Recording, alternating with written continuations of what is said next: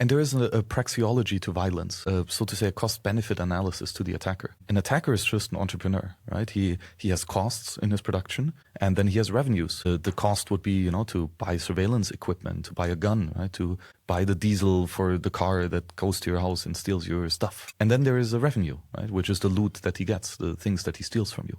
And if his costs are larger than his revenue, he's not profitable. An unprofitable attacker is soon going bankrupt and will just disappear. And so the attacker, the adversary, must be profitable for him to continue to make sense, for him to continue to exist.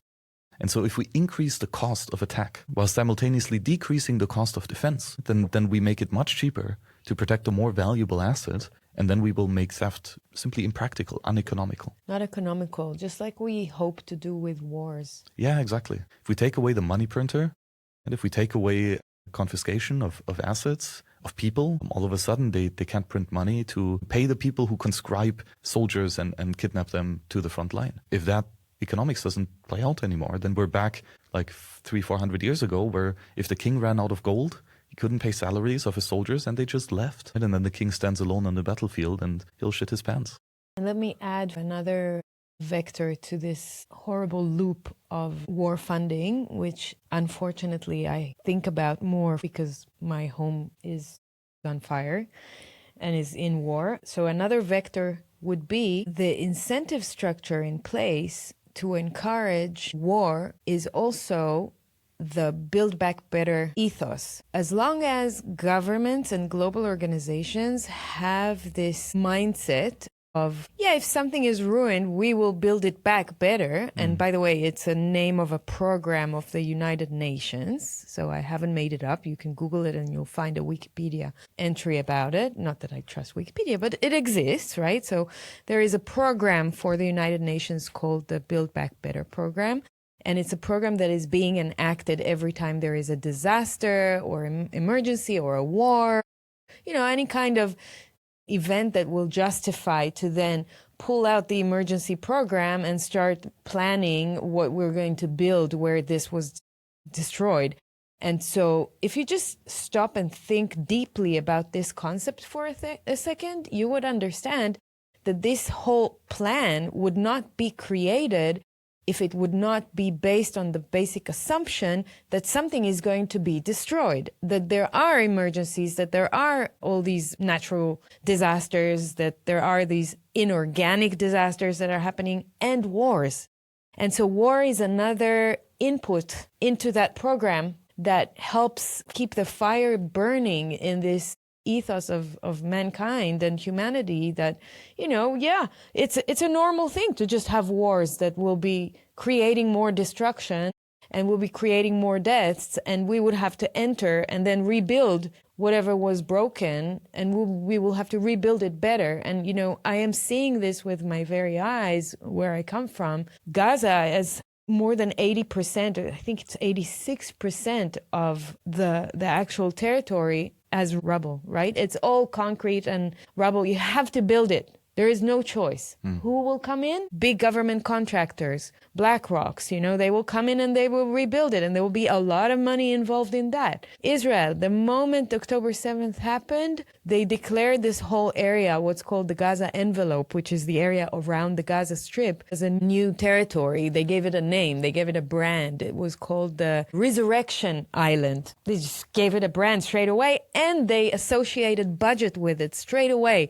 for building back better. And it's a recurring theme. Every time they go into war or a project or a disaster, they pull out the money printer and it's like, here's more money to build better. By coincidence, right, we will make this a green island as well, so that it will be all sustainable energy projects, and let's bring Elon Musk to look at that area. And they did. This is real. To envision how we can build electric vehicles, stations in this area, and how we can put solar panels, how we can put wind, blah, blah. It's a whole industry. And that's what people don't get, that, you have so many incentive structures built around destruction and around death and around wars that will just keep this cycle going unless you start fixing the money, right? And then maybe you can come in here and help me. How does a new form of money help battle this? Yeah. The French economist Friedrich Bastiat coined the term the broken window fallacy, which talks about exactly this. The analogy is that we have a baker, right? He has a house where he bakes the bread. Right. And that house has windows, right? Yes. Now a guy comes along, takes a stone, throws it through the window, it shatters, right? And the economist comes along and says, like, that's great. Now we have new jobs for the glassmaker. Yeah. How awesome is that? Now the glassmaker gets to produce a new glass, the baker gets to pay him. Now the glassmaker can feed his family. That's awesome. We have more jobs, more GDP. That's great. That's a very short-sighted, short-term thinking analysis. Because what actually happened is that the baker had savings and he wanted to use those savings to have a good time with his family, right? Go on a vacation or maybe buy a second oven to produce more bread, right? Or something like this. And now, because someone broke his window, he has to use his capital for something that he would not have done otherwise. The window was perfectly fine beforehand. He didn't need a new window. He didn't want that. But he had to now prioritize something that he didn't want to prioritize, actually. And so this is not that the glassmaker all of a sudden is more profitable out of nothing. It's that the capital was reallocated away from the baker towards the glassmaker, right? So this is a reallocation of capital. We don't create more capital. We just shift it from one pocket to the other. And so we're basically destroying it because that glass was working before and now it no longer is. So that's just pure destruction. And another great book on this is War is a Racket. From 1930, after the First World War, he's basically talking about the military-industrial complex and how this is just a pure mafia that is there to reallocate resources from peaceful people to the war machinery. And you can think of it like all of those fighter jets, etc. They were produced 30 years ago, right? So your parents' tax money were stolen to pay for the creation of those fighter jets. And now someone throws a bomb at them and destroys them. So the tax money stolen from you today pays for the bombs that destroys the thing that was funded by your tax money from your parents. So it's a pure destruction scheme. And obviously, right, common sense is clear on this, that when you destroy something, that's not good, right? That's not a benefit to society. You literally broke it, right? And it is, however, not a net negative entirely, right? There are some people that greatly benefit from this. As obviously the state, right? And obviously the military-industrial complex, and obviously the big corporations that get then pulled in to do the reconstruction. And so it's a further centralization of capital and centralization of power. So how can a better money fix this? The problem is ultimately, right, with taxation, where the wars are only funded with taxation, either direct confiscation of money or assets, or via indirect taxation of inflation. And specifically that last part, inflation is just the kicker.